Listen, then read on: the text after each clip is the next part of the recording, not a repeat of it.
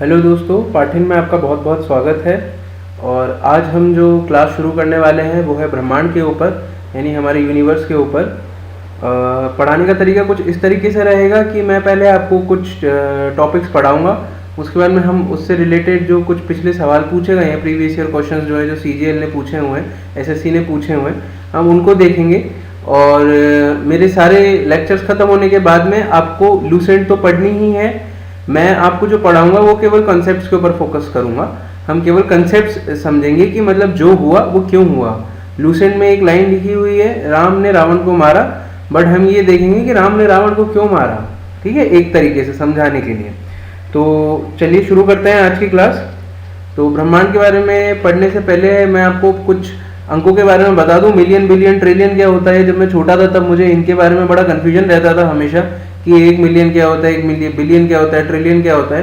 तो कुछ भी नहीं है, इसमें बड़ी बात नहीं है। 1 मिलियन का मतलब होता है 10 लाख, 1 बिलियन का मतलब होता है आपका 1 अरब, और 1 ट्रिलियन का मतलब होता है 1 खरब। तो 1 अरब में कितने हो गए? 1 अरब यानी 100 करोड़, और 1 खरब यानी 1 लाख करोड़। ठीक है, तो इसका एक उदाहरण देकर के आपको समझाना चाहूँ तो आप इन सबको इनको जानते हैं, हम सब इनको जानते हैं, श्री मुकेश अंबानी जी। और फोर्ब्स 2020 की रिचेस्ट इंडियन मैन की जो लिस्ट थी उसके अंदर ये सबसे रिचेस्ट इंडियन पाए गए, और इनकी नेटवर्थ इस वक्त थी, फोर्ब्स 2020 ने जब लिस्ट निकाली थी, मार्च की बात है, तब इनकी नेटवर्थ थी 4.04 खरब, 4.04 खरब रुपए, यानी 4.04 लाख करोड़ रुपए। ये इनकी अकेले की नेटवर्थ थी। ठीक है, तो आप समझ सकते हैं कि 1 खरब कितना होता है। अच्छा, ये बता इसलिए रहा हूं मैं आपको क्योंकि हमारा जो ब्रह्मांड का ये जो पूरा लेक्चर चलेगा, लेक्चर सीरीज जो चलेगी, इसमें सारी बातें मिलियन, बिलियन और ट्रिलियन में होंगे। ये मतलब लाखों गैलेक्सीज हैं, लाखों आकाशगंगाएं हैं, उनके अंदर अब मान के चलो खरबों तारे हैं, खरबों स्टार्स हैं। ठीक है, स्टार को हम हिंदी में क्या कहते हैं? तारा ही कहते हैं। बट अब से जब हम स्टार के बारे में पढ़ेंगे कभी भी आगे जाकर के, तो याद रखिएगा स्टार वो 5 पॉइंट वाला जो होता है हमारा, ये 5 पॉइंट वाला जो होता है हमारा स्टार, वो नहीं होगा। स्टार हमारा गोल गोल, यानी कि जो हमारा सूर्य है, सूर्य भी एक हमारा तारा ही है। कहने में अजीब लग रहा है बट सुनने में अजीब लग रहा है, लेकिन सन इज ऑल्सो स्टार, सूरज भी एक तारा ही है। तो चलिए आगे बढ़ते हैं। अब एक ये प्रकाश वर्ष क्या होता है? Light year. प्रकाश वर्ष जैसा आपको नाम से पता चल रहा है कि 1 वर्ष के अंदर प्रकाश यानी लाइट जितना डिस्टेंस कवर करेगी उसको हम कहेंगे प्रकाश वर्ष। एक प्रकाश की मतलब लाइट की जो रफ्तार होती है, स्पीड जो होती है, वो होती है 3 लाख किलोमीटर प्रति सेकेंड, प्रति घंटा नहीं दोस्तों, 3 लाख किलोमीटर प्रति सेकेंड। 1 सेकेंड के अंदर प्रकाश 3 लाख किलोमीटर कवर कर जाता है। तो इस स्पीड से अगर वो चलेगा तो 1 वर्ष में वो कितना डिस्टेंस कवर करेगा? वो होता है 1 लाइट ईयर, यानी 1 प्रकाश वर्ष, जो कि निकल करके आता है 9.3 खरब kilometre, 9.3 trillion kilometre, 9.3 lakh crore kilometre. और इसको हम कॉम्प्लिकेट करके बोलें तो 1 प्रकाश वर्ष कितना होता है? 9.3 ट्रिलियन किलोमीटर। तो चलिए आगे बढ़ते हैं कि इंटरस्टेलर स्पेस क्या होता है। इंटरस्टेलर स्पेस, स्टेलर का मतलब स्टार ही होता है, स्टेलर का मतलब तारा ही होता है। तो इंटरस्टेलर यानी 2 तारों के बीच की जो जगह होगी, 2 स्टार्स के बीच की जो जगह होगी, उसको हम कहेंगे इंटरस्टेलर स्पेस। ठीक है, जैसा शब्द में लिखा हुआ है वैसा ही इसका अर्थ है, शाब्दिक अर्थ है बिल्कुल। तो ये एक पिक्चर है इंटरस्टेलर, इसको जरूर देखें आप। मैं बहुत ज़्यादा रिकमेंड करता हूँ आपको इस पिक्चर को देखने को, क्योंकि बहुत ही बेहतरीन पिक्चर है ये, और मैंने भी देखी हुई है, आप भी देखिएगा। इसमें काफ़ी सारे कंसेप्ट्स आपके क्लियर होंगे इसको देखने के बाद में। काफ़ी रोमांचक मूवी है ये। चलिए आगे बढ़ते हैं। तो जैसे मैंने आपको बताया था, हमारा जो सूर्य है, हमारा जो सन है, वो भी एक तारा ही है। और हमारे सूर्य और अर्थ, हमारी जो सूर्य और पृथ्वी है, इनके बीच का जो डिस्टेंस है वो है करीब करीब 15 करोड़ किलोमीटर, यानी 150 मिलियन किलोमीटर। तो अगर आप इसी चीज से अंदाजा लगाएं कि सूर्य प्रकाश जैसे ही सूर्य से निकलता है और पृथ्वी तक पहुंचने में उसको कितना समय लगेगा, तो हमको पता है समय होता है डिस्टेंस डिवाइडेड बाय स्पीड। तो डिस्टेंस हमारे पास है 15 करोड़ किलोमीटर, और स्पीड हमारे पास में 3 लाख किलोमीटर प्रति घंटा। आप उसको भाग देंगे तो पता चल जाएगा कि 500 सेकंड में सूर्य प्रकाश हमारी पृथ्वी तक पहुंचता है। 500 सेकंड लगते हैं, 500 सेकंड यानी करीब करीब 8 मिनट और 26 सेकंड, इतना समय लगता है। आप कभी भी ट्यूबलाइट ऑन करते हैं अपने घर की, तो एक सेकंड के एक अंश के अंदर यानी with in a fraction of second आपको वो प्रकाश दिख जाता है, आपको ट्यूबलाइट जलती हुई दिख जाती है। लेकिन यहाँ क्या हो रहा है, जैसे ही सूर्य चमका उसके चमकने के 8 सेकंड के बाद में आपको पता चलेगा अच्छा सूरज चमक गया, क्योंकि प्रकाश को आप तक पहुंचने में कितना समय लग रहा है, 500 सेकंड, 8.5 मिनट लगभग। ये इतना डिस्टेंस है हमारे सूर्य और पृथ्वी के बीच में।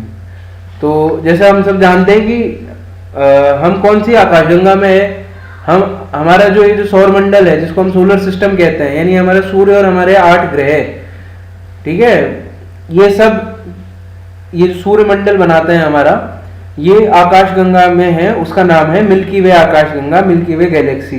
और इस मिल्की वे आकाशगंगा के अंदर करीब करीब 100 से 400 अरब स्टार्स हैं, 100 से 400 अरब स्टार्स।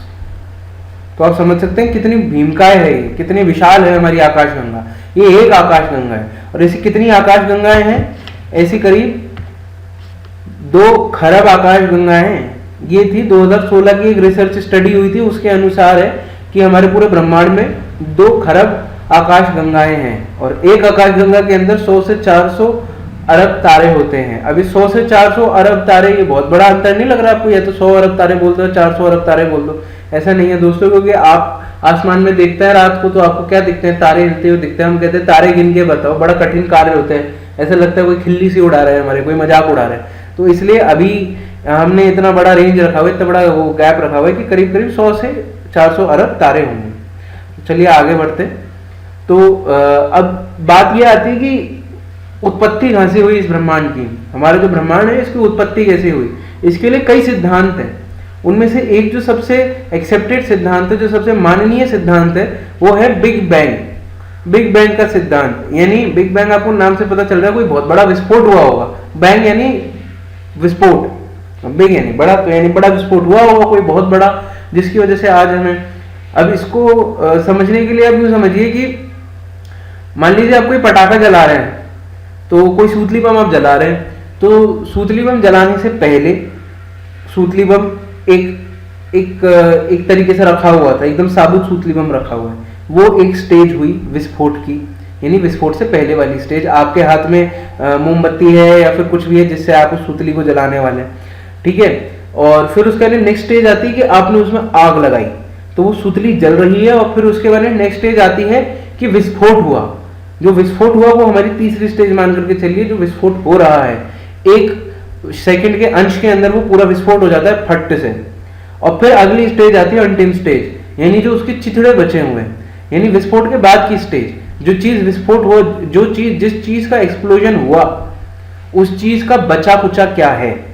विस्फोट होने का हम देखते हैं बहुत सारी ऊर्जा निकलती है, प्रकाश ऊर्जा निकलती है, उष्ण ऊर्जा निकलती है, यानी हमारी लाइट एनर्जी निकलती है और हमारी हीट एनर्जी निकलती है। और उसके अलावा भी काफी सारा मैटर बचता है, काफी सारे कण बचते हैं उस सुतली बम के, उस सुतली के चिथड़े जो होते हैं, ठीक है। उसी प्रकार से आप इमेजिन कीजिएगा इसको, बिग बैंग में क्या हुआ होगा। तो इसमें आगे बढ़ते हैं। तो बिग बैंग थ्योरी के अनुसार ये था कि जो मैटर होता है हमारा, है ना, वो बना था एनर्जी से, और एनर्जी बनी थी मैटर से। यानी कि जो पदार्थ है, मैटर जिसको बोलते हैं, जो कण है हमारा, वो बना है ऊर्जा से, और ऊर्जा बनी है कण से। ये एक कंटिन्यूअस स्टेट ऑफ परिवर्तन में था ये, ठीक है। कंटिन्यूअसली ये परिवर्तित हो रहे थे एक दूसरे में, ऊर्जा परिवर्तित हो रही थी पदार्थ में, पदार्थ परिवर्तित हो रहा था ऊर्जा में, ठीक है। ये था बिग बैंग से पहले का हिसाब।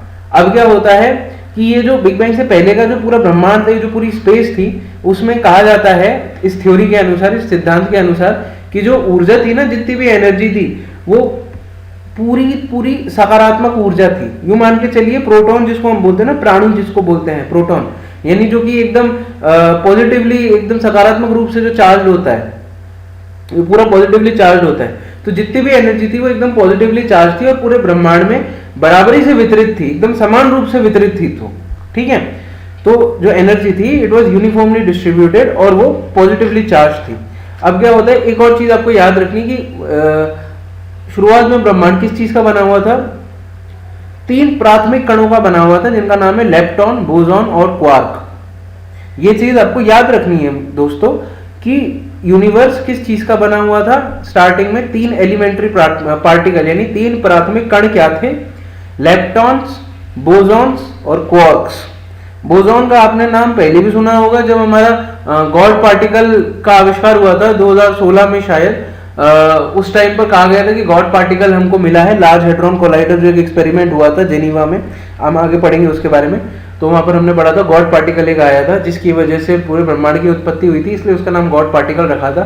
तो उसका जो आविष्कार करने वाले जो लोग थे, उसकी जो डिस्कवरी करने वाले जो लोग थे, वो थे हिग्स और बोसॉन। दो साइंटिस्ट थे, दो वैज्ञानिक थे, एक का नाम था हिग्स, एक का नाम था बोसॉन। उसके नाम पर उसका नाम रखा गया था हिग्स बोसॉन पार्टिकल।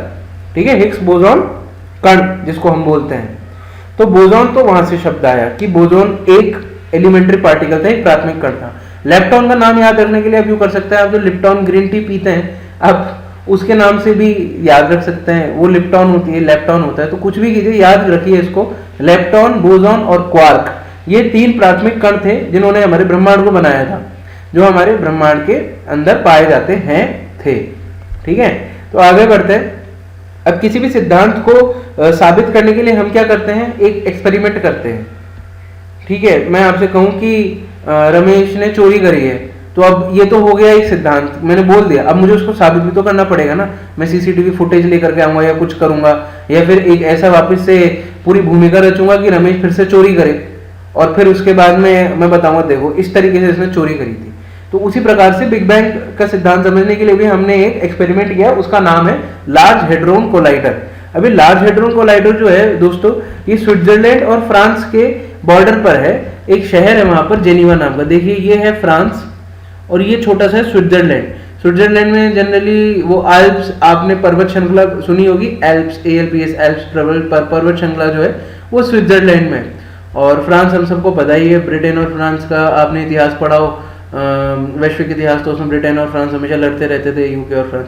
तो फ्रांस और स्विट्जरलैंड के ये जो बॉर्डर है, ये फ्रांस से स्विट्जरलैंड के बॉर्डर पर यहाँ पर ये जेनीवा है। और यहाँ पर ये एक सर्न करके एक इंस्टीट्यूट ने उसने ये लार्ज हेड्रोन कोलाइडर बनाया है, वही इसकी देखरेख करती है, वही इसकी संचालक है।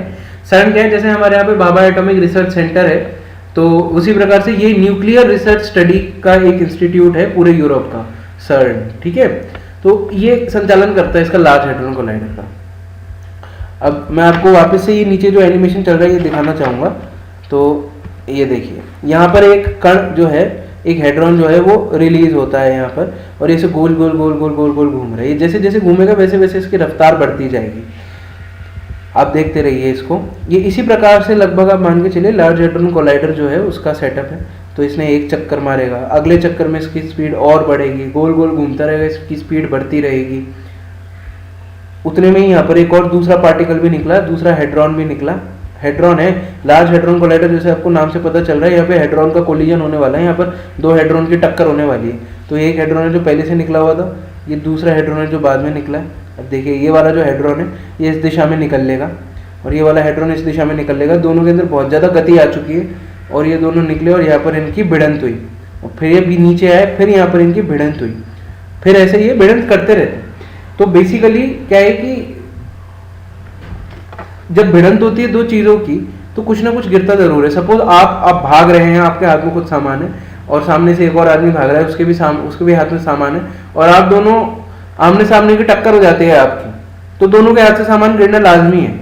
तो क्या हुआ कि पहले जब आप भाग रहे थे तो आपने हाथ में सामान लेकर के, तो आप एक पूरे एक पार्टिकल थे यूं मानिए, और जो दूसरा आदमी था उसके हाथ में सामान था वो भी एक पार्टिकल था। तो जब दोनों की भिड़ंत हुई तो और पार्टिकल निकले। वो पार्टिकल जो निकले वो क्या थे? वो जो सामान आपके हाथ से गिरा वो नए पार्टिकल थे जिन्होंने जन्म लिया उस भिड़ंत से। उसी प्रकार से बिग बैंग थ्योरी में भी यही कहा गया है कि जो हेड्रोन पार्टिकल है वो क्वार्क के बने गए थे। क्वार्क क्या है? क्वार्क्स हमने देखा था हमारे प्राथमिक कण थे, वन ऑफ द प्राथमिक कण थे, 3 प्राथमिक कण में से एक था क्वार्क, उनसे बनाया गया हेड्रोन। ठीक है, जब इन दोनों है ना, तो ये जो पार्टिकल जब ये बने, ये समझिए आप, जब ये पार्टिकल बने, जब ये हेड्रोन पार्टिकल बने, इनके कोलिजन के बाद में जब पार्टिकल बना, तो हमने कहा था कि मैटर और एनर्जी यानी कि कण और ऊर्जा जो थे वो एकदम कंटिन्यूस स्टेट ऑफ कन्वर्जन में थे, वो लगातार परिवर्तित हो रहे थे वो, ठीक है। तो अब क्या हुआ कि अगर वो लगातार परिवर्तित हो रहे हैं, जो कण है वो ऊर्जा में परिवर्तित हो जा रहा है, तो फिर मैटर बचेगा ही नहीं, कण हो गए नहीं, तो हमारी उत्पत्ति कहाँ से होगी, कोई भी दो चीजों में भिड़ंत कैसे होगी। तो उसको समझाने के लिए क्या हुआ कि हमको पता चला कि एक्चुअली जो कण था ना, जो बना था, ये मैटर बना, तो ये जब ये स्पीड में था तब ये एक फील्ड के अंदर उतरा, है ना, एक ऐसे मैदान के अंदर उतरा जिसको हम कहते हैं हिग्स फील्ड। ये जो चेक वाली जो आप फील्ड देख रहे हैं, हिग्स फील्ड। तो इस हिग्स फील्ड में जाकर के क्या हुआ, इसकी जो स्पीड थी वो बहुत कम हुई, और स्पीड के कम होने की वजह से इसमें से पार्टिकल निकले। समझने के लिए ऐसे समझिए कि सपोज आपके हाथ में फिर से बहुत सारा सामान है, और आप एक यह समझिए कि आपके पास में एक एम्बेसडर है, और वो एम्बेसडर आप बहुत स्पीड में चला रहे हैं, ठीक है, और एकदम से क्या हुआ, आपके सामने एक ऐसी रोड आ गई, ये चेक वाली रोड आ गई जिसमें बहुत सारे खड्डे हैं, मगर आपने अपनी स्पीड स्लो नहीं करी, तो खड़खड़ खड़खड़ क्या हुआ, इतना उबड़ खाबड़ रास्ता था कि एम्बेसडर में से उसके पुर्जे गिरने लग गए, कभी कोई नट गिरा, कभी कोई बोल्ट गिरा। तो वो जो नट और बोल्ट गिरे ना, वो आप यूं मानिए, वो आप पहले पार्टिकल थे जो कि अगर सड़क स्मूथ रहती, अगर आप हाईवे पे भाग रहे होते जहां पे उबड़ खाबड़ रास्ता नहीं आता, तो फिर आप एनर्जी में कन्वर्ट हो रहे थे कंटिन्यूसली। वो जो एम्बेसडर थी वो मैटर को कंटिन्यूसली एनर्जी में कन्वर्ट हो रहा था, लेकिन उबड़ खाबड़ रास्ता आया, उसकी वजह से क्या हुआ, उसमें से पार्टिकल निकले। अब वो जो पार्टिकल निकले, ठीक है, इस हिग्स फील्ड में जो पार्टिकल निकले, इस हिग्स फील्ड में था हिग्स बोसॉन पार्टिकल। इस हिग्स बोसॉन पार्टिकल से टकराने की वजह से इस मैटर में से इसकी स्पीड, इस मैटर की स्पीड कम हुई, और ये एनर्जी में परिवर्तित नहीं हुआ, और इसमें से पार्टिकल निकले। अब वो जो पार्टिकल निकले दोस्तों, उनसे बना हाइड्रोजन गैस। और हाइड्रोजन जो गैस होती है वो एक मूल होती है किसी भी स्टार का, किसी भी तारे का। जो हाइड्रोजन होती है उससे बनता है हीलियम, और उससे जो एनर्जी निकलती है उससे बनता है स्टार, ठीक है। हाइड्रोजन जब मिलती है तब बनता है हीलियम, दो हाइड्रोजन के बनने से बनता है हीलियम। हम सब जानते हैं कि स्टार जो होता है वो बना होता है हाइड्रोजन और हीलियम का, ठीक है। तो इस प्रकार से बहुत सारे तारे बने, उन बहुत सारे तारों के बनने की वजह से बहुत सारी आकाशगंगाएं बनी, और जब वो बहुत सारी आकाशगंगाएं बनी तो इतना सारा जब मास इकट्ठा हो गया, इतना सारा द्रव्यमान जब बनने लग गया, तो उनके बीच में एक ग्रेविटेशनल पुल, ठीक है, एक गुरुत्वाकर्षण का जो फोर्स होता है वो उनके बीच में लगने लगा, जिसकी वजह से वो एक दूसरे की तरफ आकर्षित होने लगे। तो उसके बीच में, उसकी वजह से क्या हुआ, एक बिग क्रंच की स्टेज आई। ये देखिए बहुत सारी आकाशगंगाएं, ये एक दूसरे को अपनी तरफ आकर्षित करती है क्योंकि ग्रेविटेशनल पुल, गुरुत्वाकर्षण की वजह से, और ये सब एक के अंदर ही समा जाते हैं, एक सिंगल मास के अंदर, एक सिंगुलैरिटी के अंदर ये लोग समा गए, एक कण के अंदर ये लोग समा गए, इतना सारा मास, उसको हम कहते हैं सिंगुलैरिटी, ठीक है। और ये जो स्टेज है इसको हम कहते हैं द बिग क्रंच स्टेज, यानी क्रंच यानी सिकुड़ना। तो यहां पर सब कुछ सिकुड़ गया केवल एक बिंदु के अंदर, एक बिंदु मात्र के अंदर इतना सारा मास था, ये कहलाती है बिग क्रंच स्टेज, ठीक है। अब यूं माना जाता है कि ये देखिए, size of singularity is unknown but assumed to be of a proton, यानी कि जो साइज थी उसकी जो आकार था उस सिंगुलैरिटी का, वो आप भी मानिए एक प्राणु के बराबर था, एक प्रोटॉन के बराबर था, इतना छोटा था उसकी साइज उस सिंगुलैरिटी की, जिसके अंदर पूरे ब्रह्मांड का मास था। आप यूं समझ लिए, अगर मेरा और आपका मास मिला करके एक प्राणु के अंदर डाल दे तो सोचिए उसका घनत्व कितना होगा, उसकी डेंसिटी कितनी होगी। अब आप यूं समझिए पूरे ब्रह्मांड का मास अगर हम एक प्रोटॉन के अंदर डाल दें, प्रोटॉन के आकार के अंदर, तो उसका घनत्व कितना होगा। तो उसकी वजह से क्या होना था, उसकी वजह से होना था विस्फोट, एक सेकंड के एक अंश के अंदर, with in a fraction of A second, ठीक है, एक सेकंड का 10 लाख में भाग कीजिए, उस समय के अंदर तुरंत प्रभाव से बिग बैंग एक्सप्लोजन हुआ, बिग बैंग विस्फोट हुआ, जिसकी वजह से आज हमारे जो आकाशगंगाएं हैं, तारे हैं, हमारे ये सौर मंडल है, हमारी जो पृथ्वी है और जो बृहस्पति है, ये सारे जो ग्रह हैं ये सब बने। अब देखिए पहले ये सारी गैलेक्सी ऐसे आसपास भटक रही थी अलग अलग, मगर इनके अंदर गुरुत्वाकर्षण हुआ तो ये सब एक दूसरे की तरफ आकर्षित हुए, और ये सब एक ही पार्टिकल के अंदर ये लोग सब समा गई, ठीक है। ये सब एक साथ होती जा रही है गुरुत्वाकर्षण की वजह से, और जैसे जैसे इसका घनत्व बढ़ता जा रहा है वैसे वैसे ये और इसका गुरुत्वाकर्षण का जो फोर्स है वो और बढ़ता जा रहा है, और ये सब एक ही मास में आ गए और और छोटा होता गया गुरुत्वाकर्षण की वजह से, और बूम, ये हो गया विस्फोट। और विस्फोट होते ही सारे पार्टिकल वापस दूर दूर भागने लगे, ठीक है। ये सारी गैलेक्सीज हैं, स्टार्स हैं, ये सब जो दूर दूर भाग रहे हैं। तो अब क्या होता है कि जब ब्रह्मांड बना तो उसको कहते हैं कि, अब ये देखिए आप, एक बार के लिए जैसे ही विस्फोट होता है तो या तो हम लोग एक दूसरे से दूर जा रहे हैं कुछ समय के लिए, कुछ समय के बाद में हम लोग एक दूसरे के पास भी आएंगे, हम लोगों के ऊपर गुरुत्वाकर्षण का जोर लगने लगेगा। तो कहते हैं कि इस वक्त हम लोग दूर जा रहे हैं, यानी कि जो ब्रह्मांड है वो एक विस्तृत फॉर्म में है, वो एक एक्सपेंडिंग यूनिवर्स है, यानी इस वक्त यूनिवर्स का एक्सपेंशन ही हो रहा है। इस वक्त हम इस स्टेज में, इस वक्त हम लोग एक दूसरे के पास नहीं आ रहे, ये वाला जो स्टेज आ गए हम अभी इसमें नहीं आए, अभी हम लोग एक दूसरे से दूर ही जा रहे हैं, यानी जितनी भी आकाशगंगा है, जितने भी तारे हैं, हम सब एक दूसरे से दूर ही जा रहे हैं। अब इसका, इस थ्योरी को, इस सिद्धांत को, ये एक्सपेंडिंग यूनिवर्स की जो थ्योरी है, इसको प्रूव करने के लिए हमने क्या किया, हमने डॉपलर इफेक्ट की मदद ली। डॉपलर इफेक्ट यूँ कहता है कि यदि कोई भी चीज आपसे दूर जा रही है तो वो आपको लाल रंग में दिखेगी। देखिए ये चीज दूर जा रही है तो ये लाल रंग में दिखेगी, ये चीज सेंटर की तरफ आ रही है, पास आ रही है तो ये ब्लू हुई, ये ग्रीन हुई, ठीक है। अगर कोई चीज देखिए ये चीज अगर सेंटर की तरफ आ रही है तो ये नीली हुई, फिर धीरे धीरे करके ये हरी होगी, और जब ये इससे देखना, जब ये इससे दूर जाने लगेगी तब ये लाल हो जाएगी। देखिए अब ये लाल होने लग जाएगी, अगर ये इससे दूर जा रही है तो फिर ये लाल होने लगती। तो ये होता है डॉपलर इफेक्ट, यानी यदि कोई चीज आपकी तरफ आ रही है तो वो नीली दिखेगी, यदि वो चीज आपसे दूर जा रही है तो वो लाल दिखेगी। इसी प्रकार से जितनी भी आकाशगंगाएं हैं, जितने भी तारे हैं, उन सबको हम देखते हैं तो वो हमको एक स्पेक्ट्रम पर हमको लाल दिखते हैं। इसका मतलब ये है कि इस वक्त हमारा जो यूनिवर्स है वो एक्सपेंड हो रहा है, क्योंकि सब हमसे दूर जा रहे हैं तो हम यूं मानते हैं कि यूनिवर्स एक्सपेंड ही हो रहा है। तो ये सीजीएल जो है, एसएससी जो है, वो किसी भी परीक्षा में ये आपसे प्रश्न पूछ सकता है कि इस वक्त हमारा जो ब्रह्मांड है वो फैल रहा है, वो सिकुड़ रहा है, वो समान स्तर पर है, या फिर नन ऑफ द अबव, इनमें से कोई भी नहीं, कुछ कह नहीं सकते। तो हमारा जो ब्रह्मांड है वो इस वक्त एक्सपेंडिंग स्टेट में है। फिर वो अगला सवाल ये भी पूछ सकता है कि कौन से सिद्धांत से हम इसको प्रूव कर सकते हैं। हम इसको प्रूव करेंगे डॉपलर इफेक्ट से, ठीक है। डॉपलर इफेक्ट आपने फिजिक्स में पढ़ा होगा। यदि कोई मान लीजिए कोई ट्रक है, वो आवाज निकाल रहा है ना, वो हॉर्न बजा रहा है, हॉर्न बजाते बजाते अगर वो दूर जा रहा है तो आपको उसके आवाज की जो ध्वनि है वो कम होती हुई महसूस होगी। यदि वो ट्रक आपके पास आ रहा है हॉर्न बजाता हुआ तो आपको उसकी ध्वनि ज्यादा महसूस होगी। ये हमने फिजिक्स में पढ़ा हुआ है पहले हमारे स्कूल टाइम में, ठीक है। उसी प्रकार से उसको यदि हम रंगों का आकार दें तो यदि कोई चीज हमसे दूर जा रही है तो वो लाल दिखेगी, पास आ रही है तो वो नीली दिखेगी, ठीक है।